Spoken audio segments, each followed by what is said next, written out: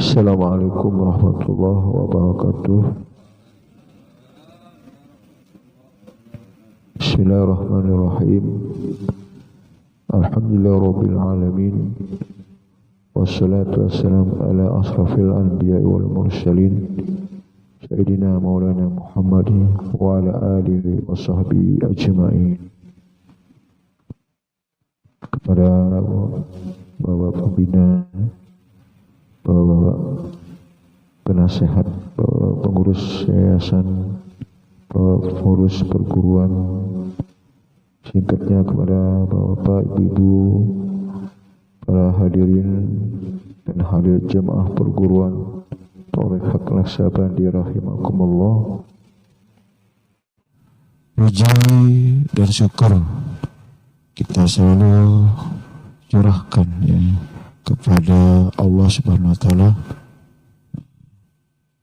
sehingga kita selalu bermohon kepadanya supaya kita selalu mendapatkan rahmat ridho dan diberikan izinnya pada kita semua, sehingga pada kesempatan ini kita dapat menghadiri majelis zikir perguruan Thariqat Naksabandi dalam rangka kita menjalankan rutinitas kita, kewajiban kita, menjadikan satu tatanan kita, cara kita dalam ati Allah wa ati Rasul, dan cara kita untuk meningkatkan iman dan takwa kita, dan bentuk daripada mahabbah kita kepada Allah dan mahabbah kita di dalam wadah perguruan Thariqat Naksabandi.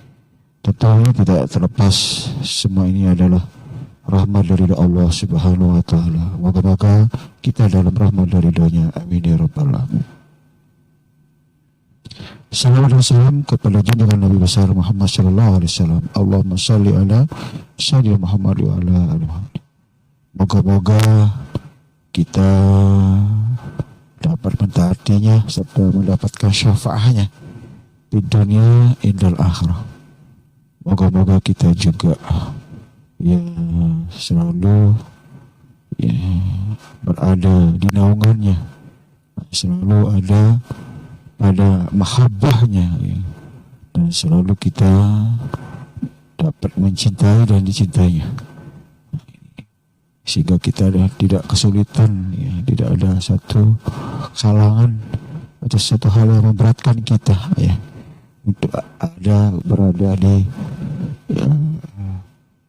maqam para nabi dan aulia Allah, yang sebagai maqam yang utama, sebagai tempat yang sempurna, yang Allah ridhoi dan Allah berikan dan Allah izinkan yang ada di dalam maqam-maqam demi.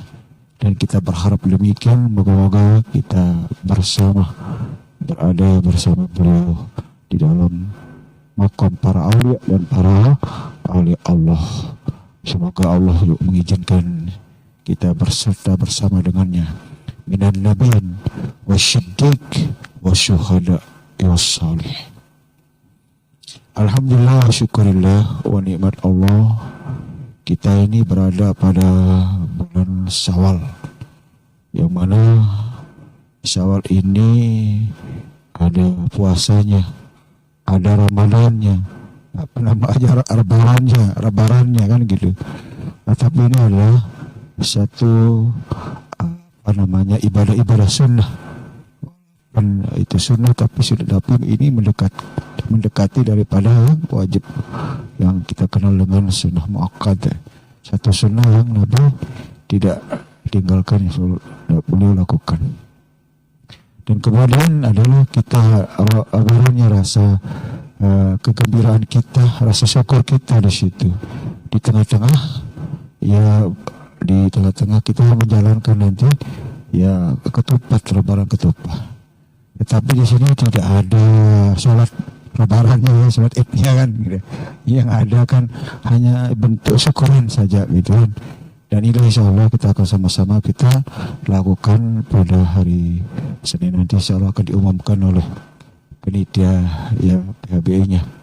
Nah, ini sekedar untuk mengingatkan, dengan tujuan pula supaya kita menyempatkan diri hadir menghadiri acara itu sangat penting sekali, dan jadi kebanggaan dan kebahagiaan daripada keluarga kita, ibu bapak kita, terutama yang sudah mendahului kita, ya, yang telah jauh sebelumnya dia adalah pergi, telah meninggalkan kita. Tentu pada hakikatnya tetap ada keberadaan mereka di alam ruh atau alam barzah, alam rahasia, alam yang penuh dengan misteri di situ. Bagaimana keberadaan mereka? Nah, itulah dia. Gimana cara untuk menolongnya, memberikan syafaat supaya mereka tertolong, terangkat dia, terbebas dari segala persoalan-persoalan yang mereka membahayakan dia, membuat dia tidak nyaman. Karena kita ada di satu yang berbeda di situ. Perbedaannya antara gelap dengan terang. Nah, itu kan yang disebutkan. Maka Rasulullah diutus adalah untuk mengeluarkan dari gelap gulita kepada cahaya yang terang benerang. Gimana caranya? Nah, itu makanya kita selalu minta syafaat kan gitu. Itu tujuannya. Nah, itu berilah mereka syafaat, berilah mereka pertolongan mereka dalam kepedihan. Itu soal. Itu sebetulnya kita melalui amal kita, melalui amal kita, sholat misalnya, zikir misalnya, sedekah misalnya, semuanya itu sangat penting. Ya, pentingnya ada apa? Untuk diri kita dan untuk keluarga kita, gitu. Nah, itu cara kita untuk menolong, mengangkat, memperhatikannya kan gitu. Terlebih-lebih kita di dalam halka-halka seperti ini selalu kita sebutkan. Bayangkan dia sekali, tiap kali kita ada halka terus.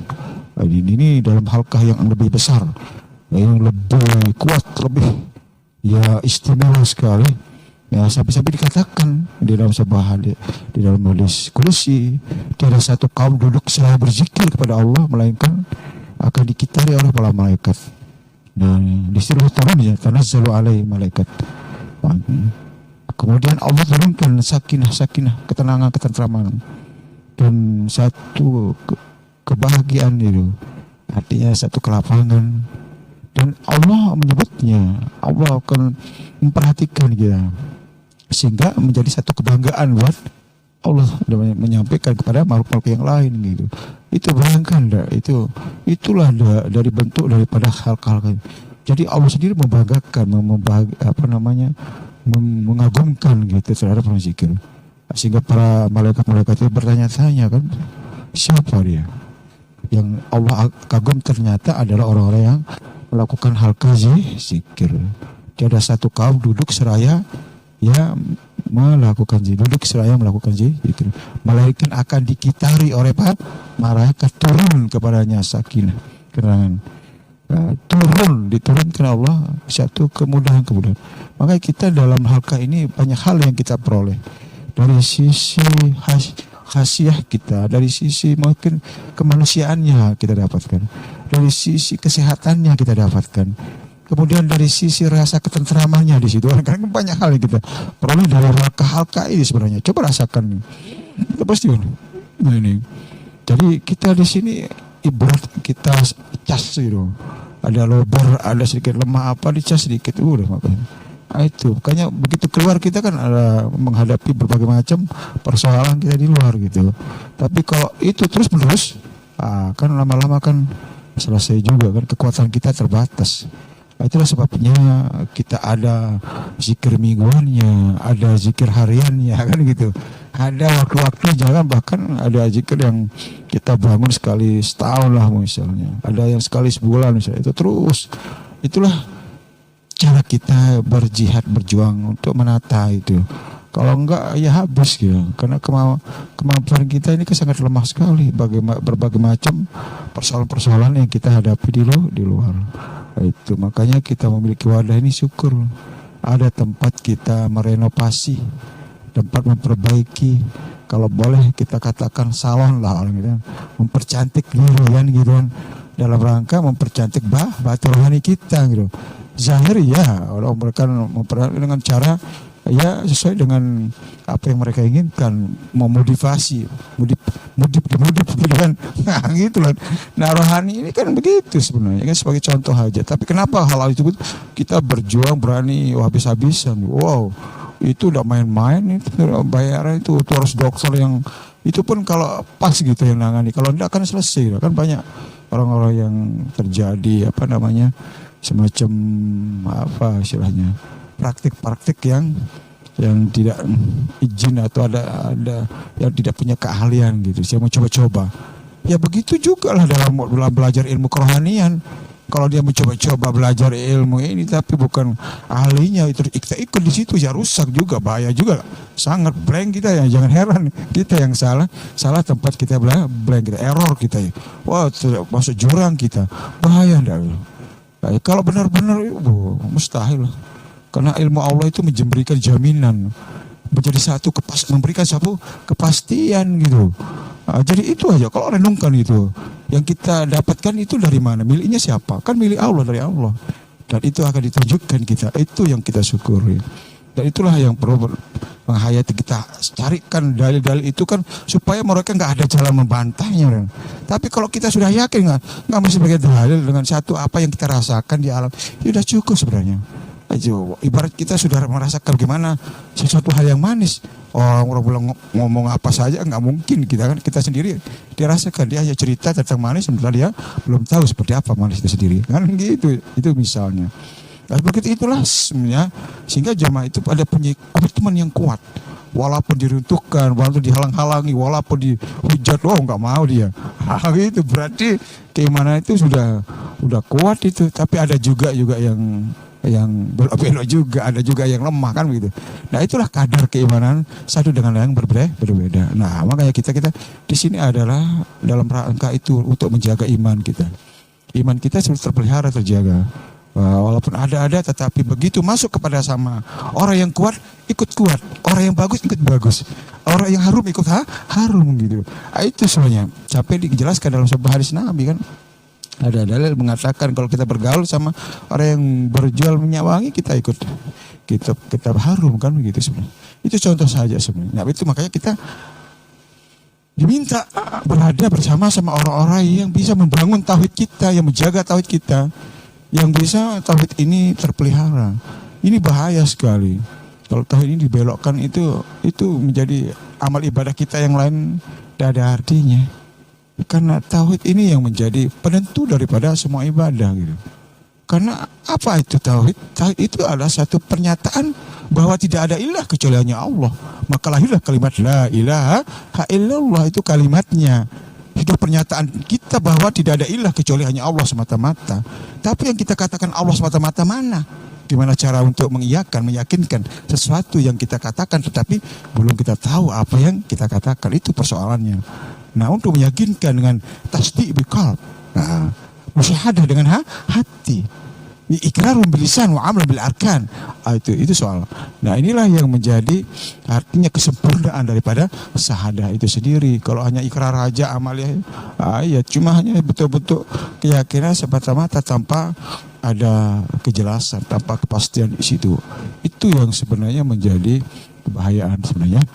Jadi sehingga dalam ibadah itu fokusnya kemana, sandarannya apa kan gitu sebenarnya.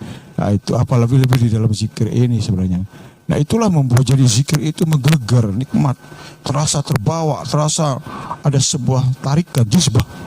Itu sebenarnya itu satu jazbah saja, jazbah sakolain itu lebih baik dari peramalan kita yang begitu banyak orang-orang lakukan. Tapi sedikit orang memperolehnya, kan banyak. Itu namanya jazbah. Sesuatu hal yang sinyalnya terkoneksi dia, sampai dia, tertuju dia, kan begitu. Mari ibarat peluru menembak, sekali nembak langsung mengena, daripada banyak tembakan tapi nggak ada yang satu-satu yang kena. Kan buruannya kan kita mau dapat kan buruannya kan begitu. Nah, gimana caranya kok sampean kok sekali nembak kok bisa dapat kan begitu. Itulah perumpamaannya. Nah, itulah artinya karena mereka ngerti, paham bagaimana prosesinya itu, caranya, jalannya kan begitu. Dalam hal itu maka kita tidak dibolehkan melakukan segala sesuatu itu dengan terburu-buru kan begitu. Hendaklah ikuti tertibnya, adabnya, terikuti aja sesama itu, perhatikan itu di situ. Supaya tidak ada jalan lain yang masuk di dalamnya. Karena begitu licin, begitu yang lain kita perhatikan muncul yang lain, kan begitu Pak. Itu soal kan. Nah itu, tetapi untungnya bahwa kita tahu di mana fokus kita tahu di mana konsentrasi itu soal. Kita bisa ulang lagi, kita kita mencoba dan kita terus. Itu. Kalau barang siapa yang membiasakan dirinya akan menjadi terbiasa. Itulah makanya diumpamakan seperti air hujan, air yang menetes. Saking seringnya menetes, itu sampai batu begitu tegengnya, begitu kerasnya bisa tembus. Apa sekeras itu kita punya kan begitu kan? Itu. Tapi makanya begitu dengan disentuh dengan satu kelembutan, dengan satu nyampe dia, rasakan di situ. Dan disitulah rahasia sebenarnya yang Allah yang tidak diberikan kepada yang lain itu yang luar biasa. Makanya manusia ini memperoleh sesuatu hal yang berbeda dengan yang lain. Artinya semua lengkap, semua ada di situ. Sehingga akses mereka ibadah itu luar biasa, sangat luar biasa. Jadi sedikit sekali ibadahnya itu bisa tertorehkan ke yang lain. Yang lain itu bisa dapatkan dia. Bayangkan, sehingga para malaikat mencengangkan dia. Begitu banyak wiridnya, amalannya, tapi hanya segitu-gitu aja. Tapi begitu berada pada manusia, pada orang yang tertentu, luar biasa. Itu bisa melimpah ya. Itu sebenarnya limpahan-limpahan itulah yang orang-orang harapkan dari limpahannya, cahayanya Nabi, cahaya sahabat, cahaya tabi'i, cahaya para wali-wali mursyid. Itu sebenarnya gitu loh. Mereka itulah akan diberikan sebuah syafaat buat dia dengan nur, dengan limpahan cahaya itu. Tapi kita sendiri harus ada, jangan hanya mengharapkan itu aja kan. Ya itu makanya lebih baik kita memberi daripada yang beri. Lebih baik kita yang punya daripada kita yang hanya menunggu daripada mereka yang memberikan kita kan gitu. Di situ pentingnya kita harus ilmukan gitu, harus kita amalkan dan kemudian kita rasakan itu sebuah menjadi kekuatan buat kita dari keimanan kita sehingga kita tidak cepat-cepat terbelokkan. Tapi kalau ini sudah menjadi satu hal yang betul-betul kuat, betul-betul nyaman, betul-betul tidak ada yang boleh mereka yang menghalang-halangi misalnya, bisa jadi kan. Itu jadi ada komitmen itu di situ, itu harus ada. Itu yang penting sebenarnya, kita yang tahu cara bagaimana mengatasi itu soalnya. Itu jangan kita lalu berprinsip kepada orang yang lain, kita yang lebih paham terhadap diri kita sendiri, di mana persoalan-persoalan kita kan gitu. Jadi kita memang dalam hal untuk memperoleh ilmunya, ilmu petunjuknya, ini perlu kita pelajari. Tetapi selanjutnya gimana seterusnya dalam penjagaannya, bagaimana pemeliharaannya kan begitu sebenarnya. Itulah kita harus mengkondisikan semaksimal. Makanya kita mengarahkan terus menyampaikan melalui halkah-halkah. Kalau kita sudah tinggal halkah ini lambat laun habis. Kekuatan kita kalau kita secara pribadi ya berbeda dengan kita secara bersama-sama. Selama lemah gimana? Seseorang ketika bersama sama-sama orang yang lemah menjadi kuat dia. Sekuat-kuatnya tapi dia sendirian ya menjadi habis juga, kalah juga kan gitu. Jadi kalau bersatu kita menjadi maju, menjadi baik. Kalau bercerai akan menjadi patahan itu. Dan di dalam wadah kita ini kita sangat berharapkan sekali semuanya. Karena tujuan kita, misi kita ada siar di dalam perguruan ini. Ayo sampaikanlah, serulah ke jalan Tuhanmu dengan cara hikmah. Lebih-lebih dalam moto kita adalah menzikirkan dunia dengan zikir. Itu soal kita ini masih tataran zikir kita masih di wilayah-wilayah sini aja. Bagaimana nanti kita kalau kita ada undangan ke luar negeri? Gimana caranya kan gitu kan? Kalau sebanyak ini kan mesti finansial kita harus mencukupi. Atau kalau mereka membayar kita sih enak saja kalau kan gitu kan. Gitu. Tapi bisa jadilah apa sih yang sebenarnya? Nah itulah yang penting sebenarnya. Ya, tapi karena memang mungkin nanti ada apa istilahnya Allah dengan izin Allah itu kenapa tidak kan? Kalau makanya kita ini bersatu dulu, satukan dulu. Ini alhamdulillah saya rasakan dalam halkah dengan kekompakan hentakan-hentakan ini kan enak, terasa sekali baik secara zahir, lebih-lebih secara batin terasa nikmat getaran-getaran itu. Itu jangan saling berebut, saling mendahului sebenarnya. Hentakan sama itu kita terus bagus. Jadi hentakan bukan terlahir daripada keinginan kita, betul-betul terlahir dari dalam. Tapi kalau itu sudah sekangkil dia antara getaran luar dengan dalam itu nyaman sekali. Itu membuat tidak tercapek, tidak akan rasa capek. Mau berjam-jam saja enggak. Ini aja mungkin sudah 2 jaman serasa. Tapi asik sekali kan rasanya. Itu sepertinya kita tidak mau berhenti kan gitu sebenarnya. Itulah sebenarnya daripada zikir-zikir yang menggelegar, zikir-zikir yang membuat nyaman terhadap rohani kita, kolbu kita. Dia terisi, dia mendapatkan satu makanan yang khusus, nutrisinya sangat full sekali. Semua ada di dalamnya kan itu. Makanya zikir ini sebagai penentram dia, sebagai jamuannya yang mengenakkan ya. Nah itu makanya kalau ada soal-soal, ada galau, ada satu pikiran yang sumber, ada hal yang mungkin kurang apa istilahnya, tak aja dengan zikir sebenarnya selesai sebenarnya. Daripada mandi kembang, daripada kita cari kan tempat-tempat yang orang-orang lain yakini kan begitu kan, rata-rata orang kalau ada situasi-situasi seperti itu kan cari jalan pintas. Kita solusinya ada. Maka kata Allah dalam Al-Quran, jadikanlah salat dan sabar sebagai penolong salat dan sabar. Nah itu, karena di dalam salat itu ada zikir di dalamnya. Aqimus salat di zikri. Nah zikir itulah sebenarnya yang akan meruntuhkan, memberikan suatu jawaban. Inna salata tamaskun wa tabadu. Sesungguh salat itu akan mendatangkan ketenangan dan ketawadun.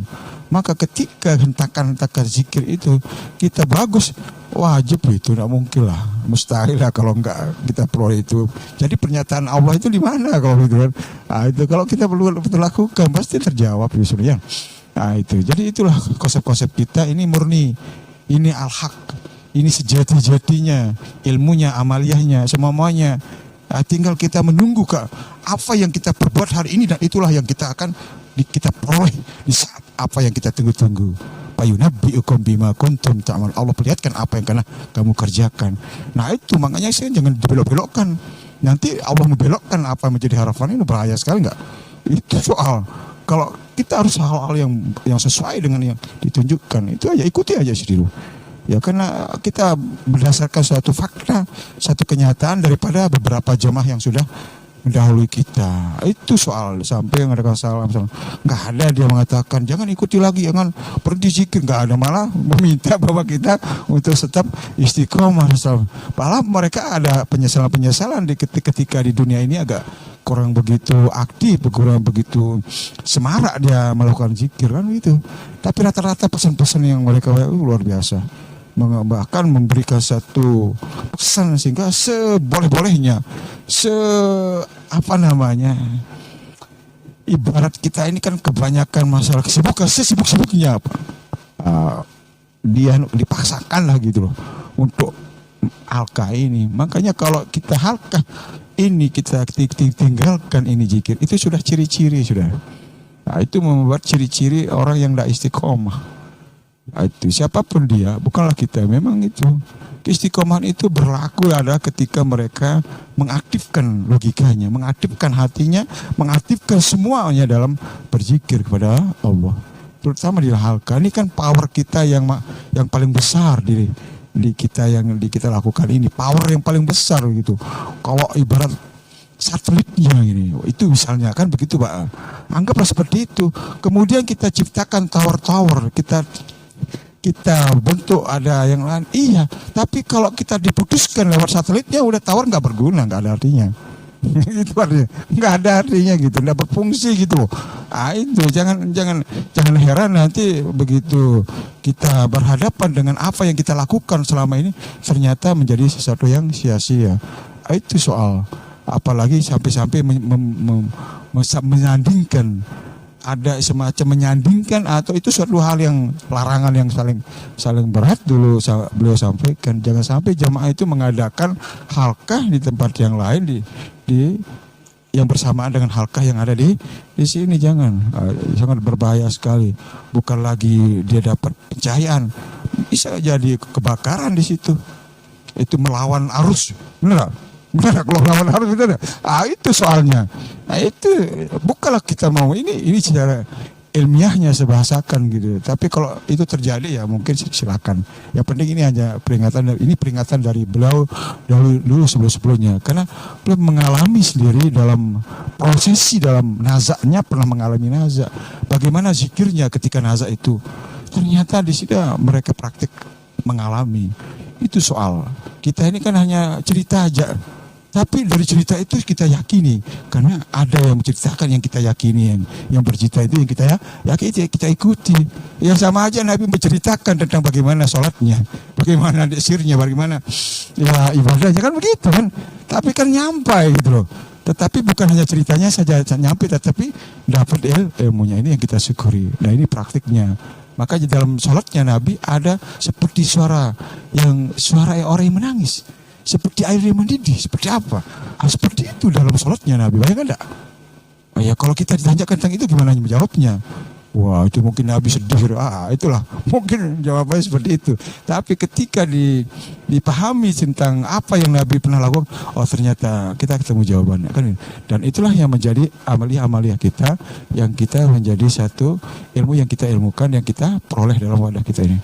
Itu sebenarnya berarti apa yang tersampaikan melalui dalil-dalil itu kita tidak nyampe kepada kita, hanya dalilnya aja, tapi dapat kita mengaplikan itu sebenarnya. Tinggal kitanya istiqomah saja. Nah mungkin ada hal-hal yang lain, silakan. Apa yang perlu menjadi kebingungan, apa menjadi belum pas rasanya di dalam pemahaman yang didapatkan kan gitu. Jangan kita analisa sendiri, nanti bisa berbahaya gitu. Bukanlah persoalan-persoalan kita tidak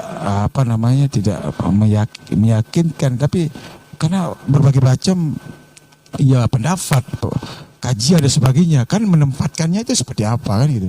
Karena dua hal yang berbeda, kita ini ke dalam bukan keluar. Tapi kita bawa keluar ya udah satu hal yang salah. Tidak menempatkan satu pada itu soalnya yang. Nah, jadi ikuti, makanya ada zikir-zikirnya. Nah, itu. Di luar pun juga dibahas dengan bahasa yang berbeda, dengan pemahaman yang berbeda. Tetapi yang dimaksudkan ke situ juga. Cuma gimana mengalihkan bahasa mereka, kan mereka taunya di situ.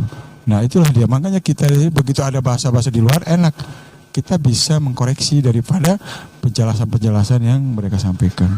Nah, tetapi intinya bahwa hendaklah kita kembalikan kepada makom kita, ilmu kita, petunjuk itu selesai sebenarnya. Ya, lihat yang satu pada yang banyak, lihat yang banyak pada yang satu. Artinya di dalam memahami sesuatu hal yang banyak itu ada terdapat pada yang satu.